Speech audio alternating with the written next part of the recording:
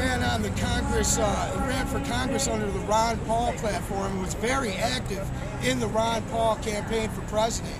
And we're down here at the Tea Party, and I just wanted to ask you, how do you think it went today? And do you think anybody even knows about the MIAC reports and the Virginia fusion reports that have come out? Have you heard about that? Well, yeah, I heard about the MIAC reports, and that's why I mentioned them in my speech, per se. Because it said, you know, people who speak it, who just, all they do is speak out against the Federal Reserve and taxes are suddenly labeled homegrown militia and terrorists. And I said, and I don't even own a gun. I support the Second Amendment, but I said, I don't even own a gun. Because I think people are starting to find out about it. Otherwise, there wouldn't be this many people here today. Absolutely, absolutely. It was a very good turnout. And I also wanted to ask you about, how do you see the future of the dollar? Does the dollar have a future? I really don't think so. I mean, well, does the debt dollar have a future? Does the Federal Reserve note have a future? I don't think so. As every person who follows the Austrian economy philosophy, I can't predict the date, but it's headed for collapse. Our government can't claim to be immune to simple mathematics, and it's headed for collapse. It's headed for obsolescence. Some trendcasters have said 60 days. We're looking at 60 days. And with China announcing at the G20 that they want a world currency, and they're going to turn all of our control over to the IMF. The IMF's going to start printing money. Well, if we have a world currency, I mean, that sounds to me like cause for armed revolution. You know, I don't call for armed revolution. I'm a pacifist. I don't believe that we should, you know, do things with violence. You know, our country won't exist anymore. Oh, I agree. I agree. The Constitution is shredded.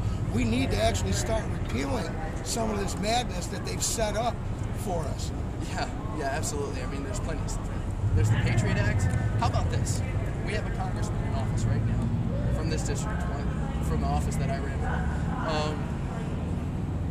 who spent his entire 3 years campaigning, because he lost the first time he went back, 3 years campaigning against the Patriot Act and the Warren Act.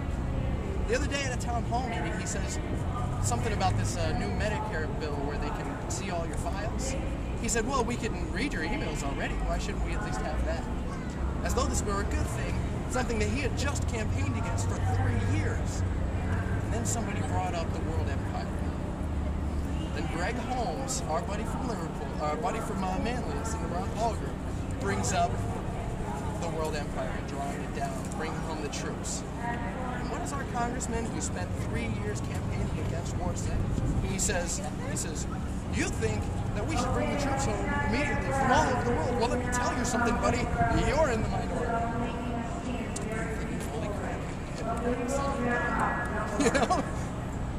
He spent his whole career as the anti-war, anti-government involvement in your personal life candidate, and suddenly, as soon as he gets office, he tells them all to shut up. I have nothing to do. Well, there's a lot more to that, too. I mean, he's going ahead and saying 24 months we're going to be in Iraq. We're going to increase our activity in Pakistan.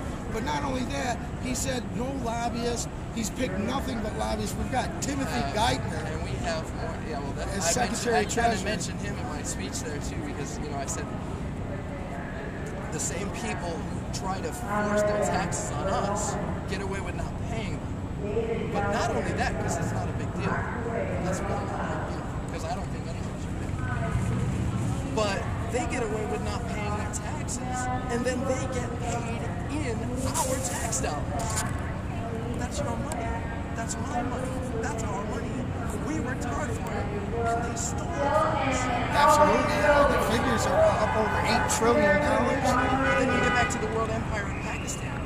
We've got, you know, we have a president who spent his entire career starting with the State House in Illinois as the anti-war king. Again, mirror image of our congressman here. And he, you know, he has more troops overseas right now than Bush ever had. I'm not a fan of Bush or Obama. But I know that there are some sincere anti-war people who voted for Obama because they actually believed that he would bring the troops home. And they need to wake up and stop being apologists for him when he lies. and with the majority of the Congress and the Senate just going along with all this madness, it makes congressmen like Ron Paul have a very small voice, but it's increasing with this Campaign for Liberty. What do you think about that? Yeah, Campaign for Liberty is getting pretty strong.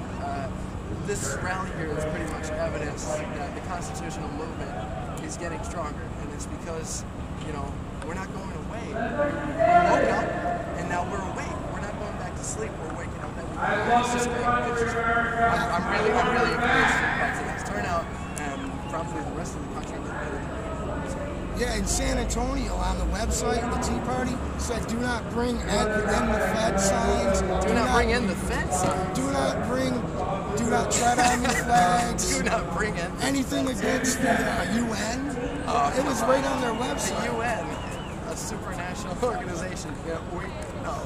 I mean, this is what the MIAC Report and the Virginia Fusion and the stuff sent out by Department of Homeland Security says me and you are terrorists. Yeah, I guess I'm a terrorist now. And like I said, incredible. I don't even own a gun. But it wasn't even just MIAC now. Now they repealed that per se, you know, because they can get it out there and then retract it, and then you're desensitized to it. So when you have something even worse, much worse and much scarier, the people say, oh yeah, they always say that stuff.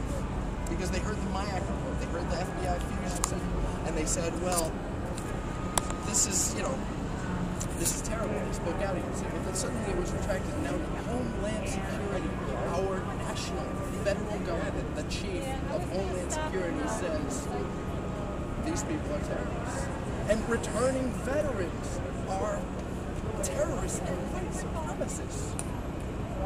Veterans from the war. So they lump us with white supremacists and terrorists, people who want blood and violence in this country, and it's just awful. But what I'm saying is, we were already desensitized by this MIAC report, and then Homeland Security comes out with something which is much more egregious, even though it doesn't name names. It's much worse. It is much worse because it casts a broad net, and not only that, but it comes from the federal level. It comes from our national government. The people in charge are saying, if you speak out, you are a terrorist. And we should be alarmed by it. Yeah, I think everybody should be alarmed. Let me get you for one more question. What do you think about these 30-plus states that are declaring their sovereignty under the 10th Amendment? Let them all declare sovereignty. I wish New York State would declare sovereignty. New York State is the number one, state, is the number one place in the world for taxation. It's the Empire It's State. terrible. The Empire State. Well, it's wonderful, and it's encouraging to see states actually stand up for themselves. And I'd like to see the people stand up for them. Yeah, absolutely. I want to thank you for your time. I know you're a busy man, and I'll see you around. I'll see you on the trail. All right. Thank you.